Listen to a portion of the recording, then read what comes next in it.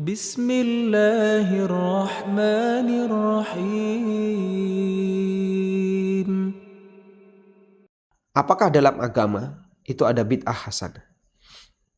Jawaban yang disampaikan oleh penulis, laisa fid dini bid'atun hasanatun wad dalilu qauluhu ta'ala al-yawma akmaltu lakum dinakum wa atmamtu 'alaikum ni'mati wa raditu lakumul islam madina. Pada hari telah aku sempurnakan untuk kalian agama kalian, dan aku sempurnakan untuk kalian nikmatku, dan aku ridha Islam sebagai agama kalian. Wa qauluhu, dan Nabi SAW bersabda, wa kullu bid'atin dolalah wa kullu dolalatin finnar. Setiap bid'ah adalah dolalah, dan semua yang dolalah itu di neraka. Hadis sahih riwayat Ahmad, At-Tirmidzi dan yang lainnya. Baik, kita akan fokus di bagian ini, yaitu ayat yang disampaikan oleh penulis surat Al-Maidah ayat yang ketiga, yang berbicara tentang kesempurnaan agama Islam, kesempurnaan syariat yang dibawa Nabi Muhammad sallallahu alaihi wasallam. Jamaah yang dimuliakan Allah Subhanahu wa taala, seperti yang kita akui bahwa Allah Subhanahu wa taala menurunkan syariat kepada Nabi Muhammad sallallahu alaihi wasallam, dan syariat beliau itu sempurna. Bahkan ini tidak hanya diakui oleh kaum muslimin, termasuk juga diakui oleh orang Yahudi. Karena itu disebutkan dalam riwayat, ketika di zaman Umar bin Khattab radhiyallahu anhu, datang orang Yahudi kemudian menyampaikan kepada Umar bin Khattab, laqad unzilat fikum ayatun la unzilat fina la ja'alnahu iddan.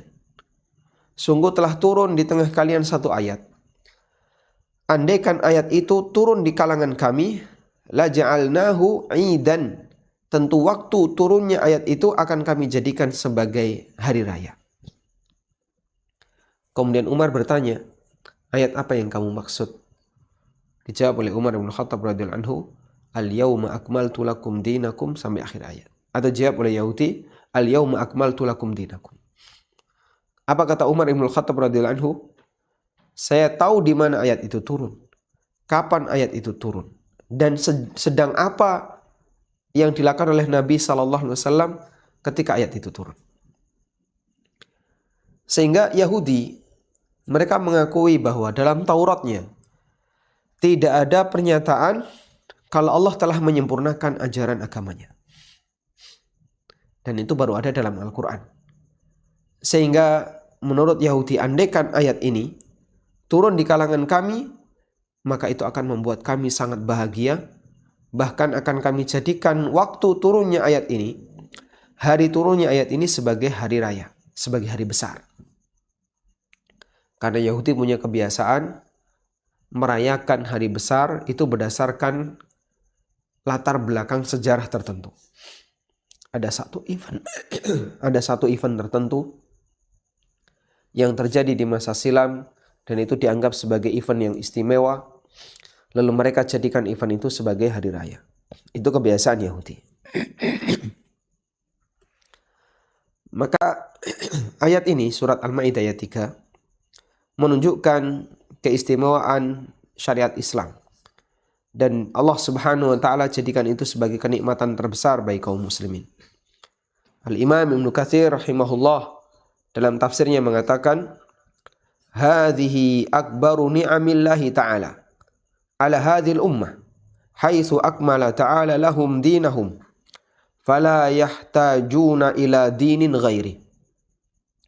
Ini merupakan nikmat Allah yang paling besar bagi umat ini, di mana Allah sempurnakan agama mereka untuk kaum muslimin, untuk umat ini.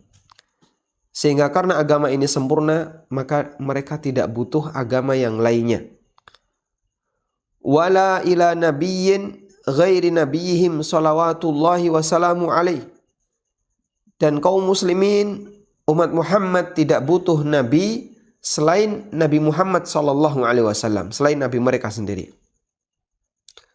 Walihada ja'alahu Allah Ta'ala khatamal anbiya'i wa ba'athahu ilal insi wal jin.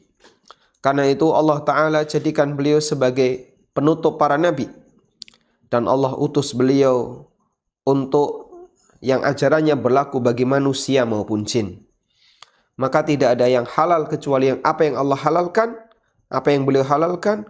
Wala harama illa ma harramahu, dan tidak ada yang haram kecuali apa yang beliau haramkan. Wala dina illa ma syara'ahu, dan tidak ada agama kecuali apa yang beliau syariatkan. Sehingga kita berikan catatan untuk ayat ini, bahwa surat Al-Ma'idah ayat 3 itu bercerita tentang kenikmatan yang Allah berikan kepada umat Muhammad SAW berupa kesempurnaan syariat. Karena itu ketika Allah menyampaikan sempurnanya agama itu, Allah nyatakan wa atmamtu alaikum ni'mati, dan aku telah sempurnakan nikmatku untuk kalian. Al-yauma akmaltu lakum dinakum, pada hari di mana aku sempurnakan untuk kalian agama kalian, dan aku sempurnakan nikmatku untuk kalian. Sehingga kesempurnaan agama adalah bagian dari nikmat Allah Subhanahu wa ta'ala. Tayyib. Karena itu jamaah yang dimakan Allah Subhanahu wa ta'ala, kita ketika mengakui bahwa kesempurnaan agama adalah bagian dari nikmat Allah Subhanahu wa ta'ala, maka seharusnya kita bersyukur. Bersyukur ketika Allah jadikan untuk kita agama yang sempurna. Dan kalau itu sudah sempurna, berarti tidak ada atau tidak boleh untuk ditambahi. Karena sesuatu yang sempurna ketika ditambahi, bukan justru semakin membuat sempurna, tapi justru merusak. Dan kita paham itu ya. Dua mata yang ada di kepala kita sempurna. Ada nggak orang yang bersedia dikasih satu mata tambahan? Dia nggak bersedia. Kenapa? Tambahan satu mata bukan semakin menyempurnakan, tapi merusak. Allah Subhanahu wa ta'ala memberikan kita dua tangan. Ada orang yang misalnya punya 3 tangan, satu tangan bercabang. Itu semakin sempurna ataukah cacat? Kita yakin itu cacat. Sehingga jamaah, sesuatu yang sempurna dikurangi merusak, ditambahi juga merusak. Makanya konsekuensi ketika kita mengakui bahwasanya syariat ini telah sempurna adalah jangan dikurangi dan jangan ditambahi. Kemudian dijelaskan oleh sebagian ulama, fala yutasawwaru ayyaji'a insanun wa yakhtari'u fi syari'ati syai'an li'anna ziyadata 'alaiha tu'addu istidrakan 'ala Allah ta'ala wa tuhi bi anna asy-syari'ata naqisatun wa hadha yukhalifu ma jaa'a bihi kitabullah tabaraka wa ta'ala. Fala yutasawwar insanun yazidu ala syar'illah wa yakunu ghaira madhmum.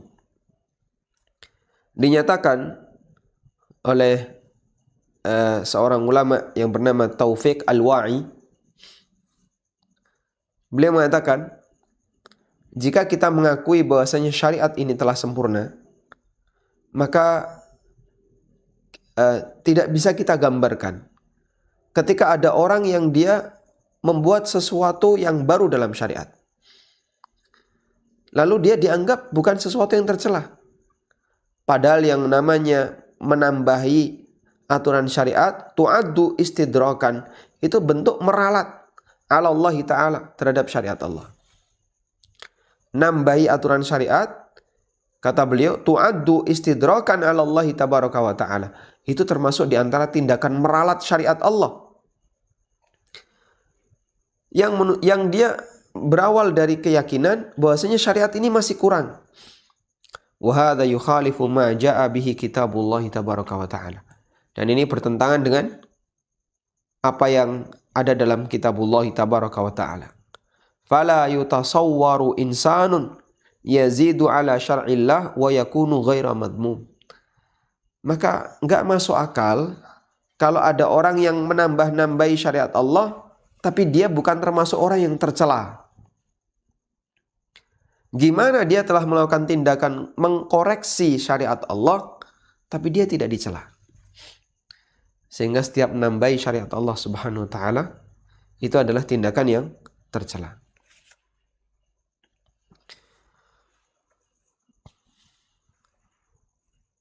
Kemudian Nabi SAW juga menyebutkan sebagaimana keterangan atau apa yang disampaikan oleh Abu Dzar radhiyallahu anhu.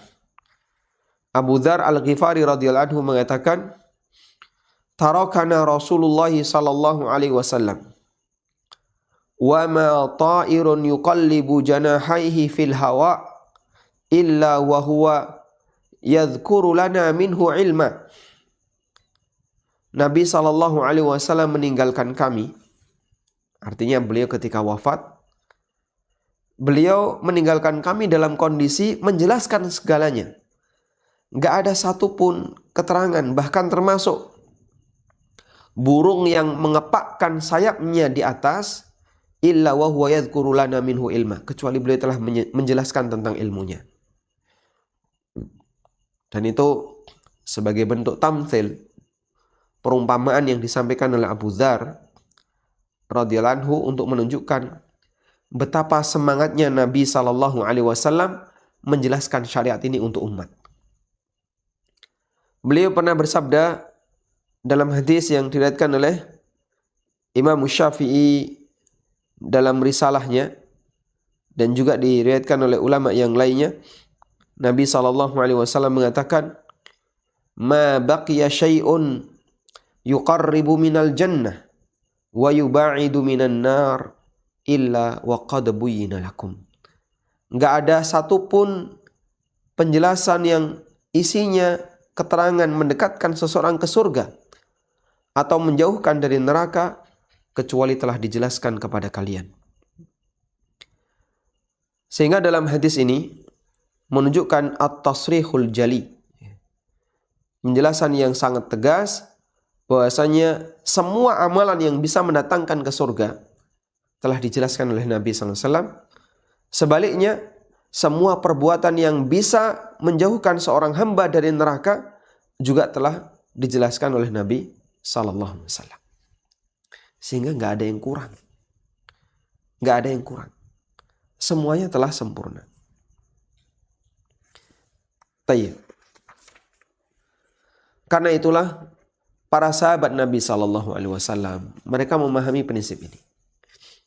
Sehingga tidak ada dalam kehidupan mereka membuat sesuatu yang baru melebihi dari apa yang diajarkan oleh Nabi SAW.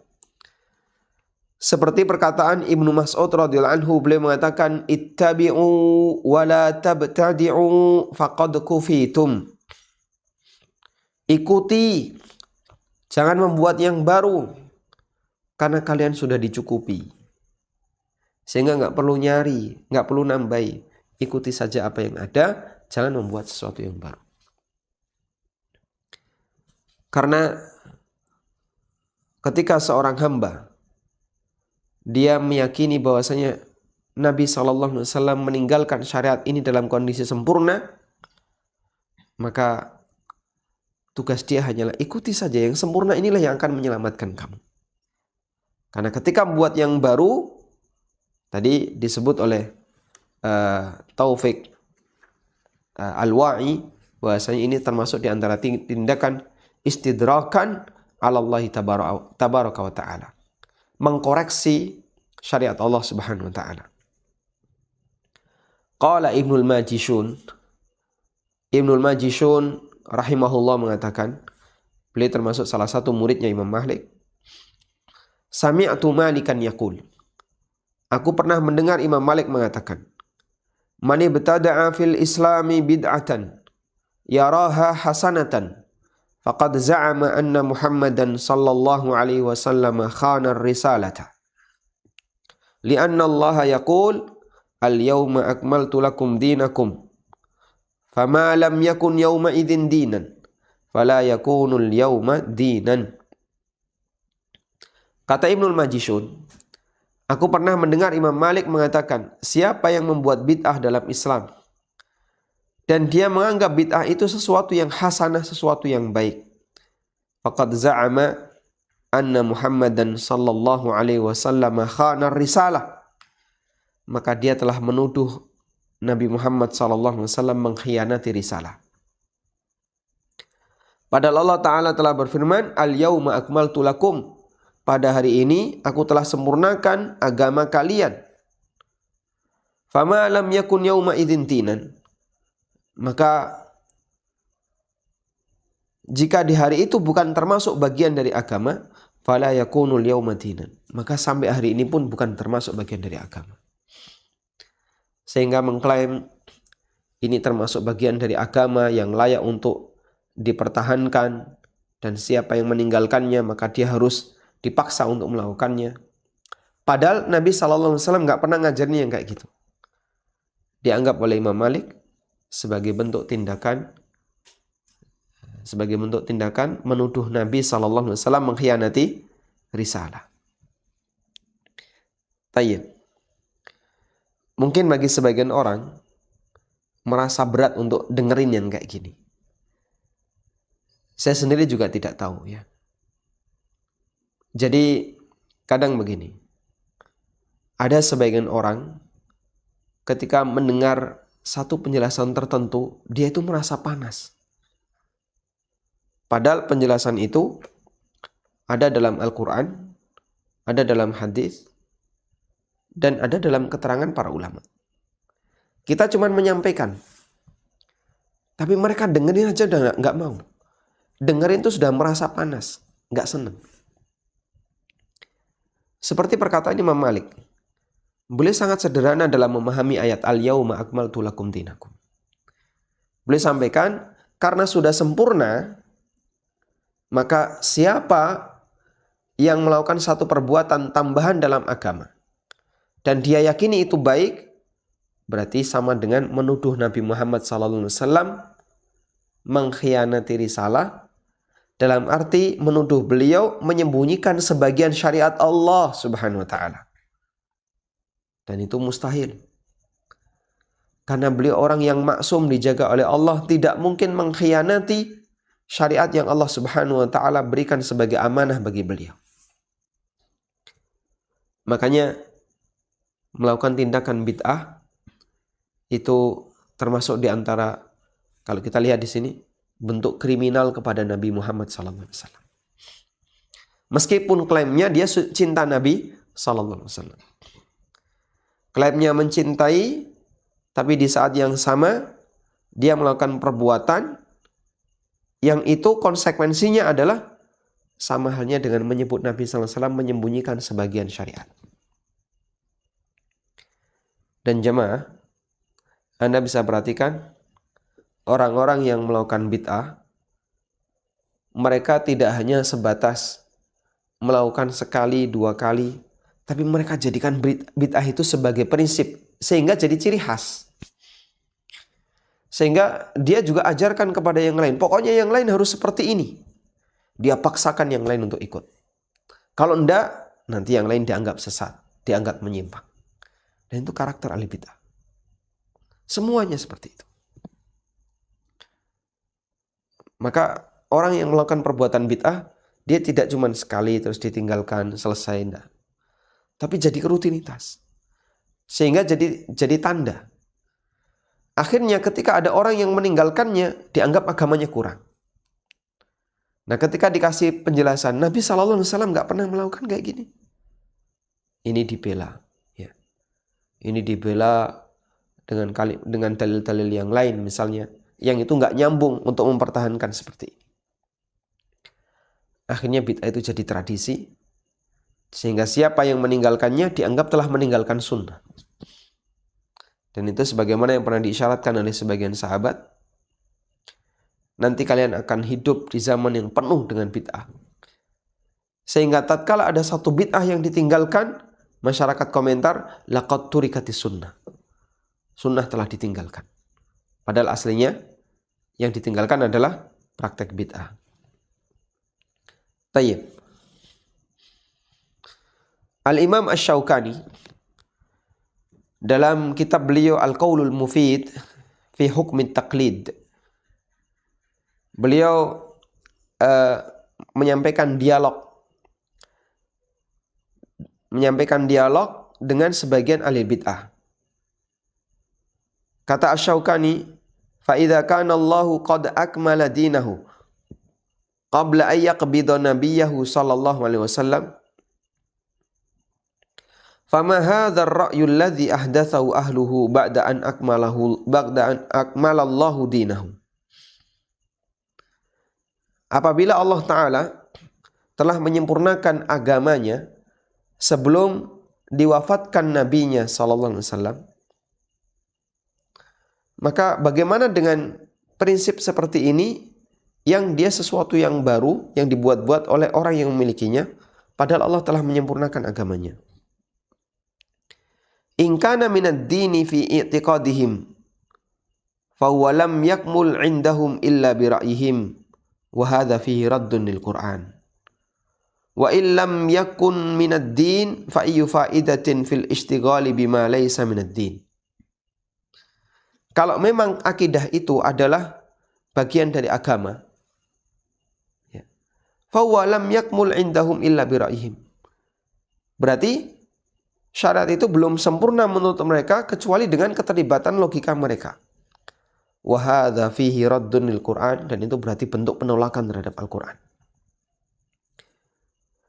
Wa illam yakun minad din, dan kalau itu bukan bagian dari agama, fa ayyu fa'idatin fil ishtighali bima laysa minad din. Lalu apa manfaatnya kita menyibukkan diri dengan sesuatu yang bukan bagian dari agama?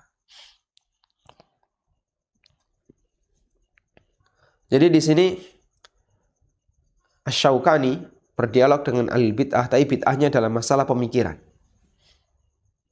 Bid'ahnya dalam masalah pemikiran. Kata beliau, kalau ini bagian dari agama, sementara Nabi SAW nggak pernah ngajarin, berarti itu kan sama dengan meyakini bahasanya agama ini belum sempurna kecuali digenapi dengan logikanya. Dan itu berarti sama dengan menolak Al-Quran.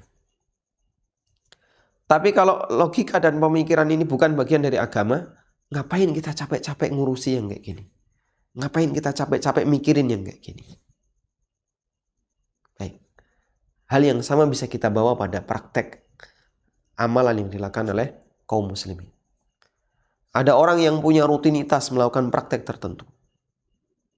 Pilihannya dua. Kalau ini bagian dari agama, Anda yakin ini bagian dari agama, padahal tidak ada dalilnya, berarti itu sama dengan mengkoreksi agama.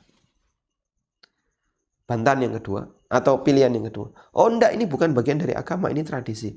Kalau itu bagian dari tradisi, kenapa Anda paksa orang? Pokoknya kamu harus kayak gini. Kalau enggak kayak gini, bukan bagian dari golongan kami. Kenapa orang harus dipaksa untuk melakukannya? Sehingga jika memang itu satu tradisi, tradisi itu kan sifatnya pilihan. Yang mau melakukan silahkan, yang enggak juga silahkan. Karena sifatnya pilihan. Oh enggak, kamu harus ikut tradisi ini. Loh, apa urusannya kita harus ikut tradisi itu? Lain halnya kalau itu bagian dari agama. Ini wajib, Anda harus mengamalkan. Nah itu diterima. Tapi kalau ini harus Anda amalkan. Nah itu dalilnya mana? Tidak ada, tapi Anda harus mengamalkannya. Kenapa? Ini tradisi, Anda harus mengamalkannya. Nah kalau tradisi kan pilihan. Orang Jogja, tapi asli Jawa Timur, dia nggak ikut tradisi Jogja, sah-sah saja. Itu sifatnya pilihan. Kecuali kalau misalnya dalam kondisi tertentu, di mana Anda harus mengikuti tradisi. Misalnya bertamu di rumah orang. Ya. Sehingga bagian dari sopan santun adalah menyesuaikan keadaan tuan rumah. Disuruh misalnya duduk di pojok, ya duduk di pojok. Disuruh duduk di depan pintu, duduk di depan pintu. Sesuai dengan aturan yang berlaku di daerah itu. Karena itu sebagai salah satu bentuk menjaga adab ketika bertamu. Tapi kalau dalam lingkungan masyarakat, orang melakukan dan tidak melakukan itu pilihan. Karena itu sifatnya hanya tradisi. Lalu kata Asy-Syaukani, wa hadhi hujjatun qahirah wa dalilun azim la yumkinu li sahibir ra'yi ay yadfa'ahu bidafi'in abada faj'al hadhil ayata asy-syarifata aw tasukku bihi wujuha ahli ra'yi. Dan ini merupakan hujah yang kuat, dalil yang kuat. Gak mungkin bagi orang yang punya pemikiran menyimpang tadi bisa membantahnya.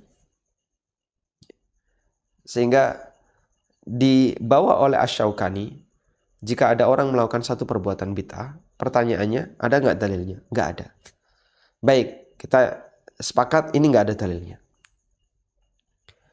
Terus kenapa kamu merutinkannya? Ya ini bagian dari agama. Nggak ada dalilnya tapi diyakini bagian dari agama, itu sama dengan mengkoreksi agama. Waliyadzubillah, dan itu tindakan yang nggak benar, tindakan yang menyimpang. Oh enggak, ini bukan bagian dari agama, ini tradisi. Kalau tradisi, kenapa harus dibelain? Kenapa harus orang lain dipaksa untuk ikut? Padahal yang namanya tradisi itu sifatnya pilihan.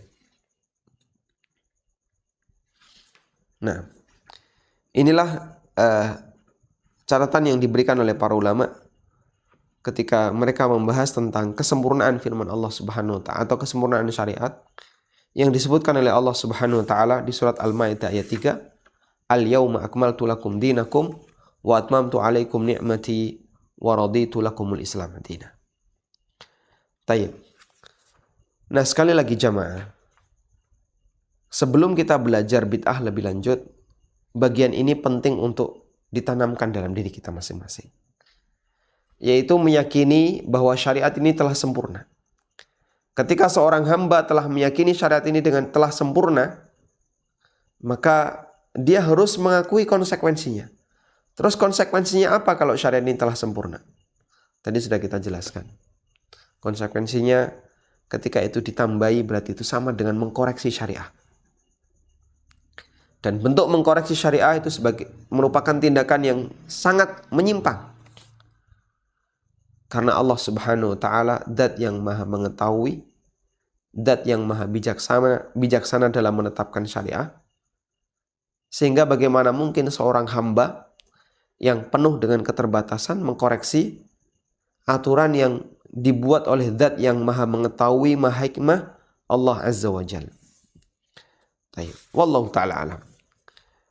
Mungkin itu yang bisa kita sampaikan sebagai muqaddimah tentang pentingnya memahami kesempurnaan syariat agama, sehingga dengan ini kita berharap agar kita semakin mencintai syariat Allah Subhanahu wa ta'ala dan semakin mudah untuk mendengarkan mana yang sunnah dan juga tidak alergi ketika mendengarkan istilah bid'ah, karena tujuan besar kita adalah bagaimana agar kita bisa mengikuti petunjuk Nabi SAW secara sempurna dan membersihkan noda-noda perbuatan yang tidak sesuai dengan sunnah beliau sallallahu alaihi wasallam.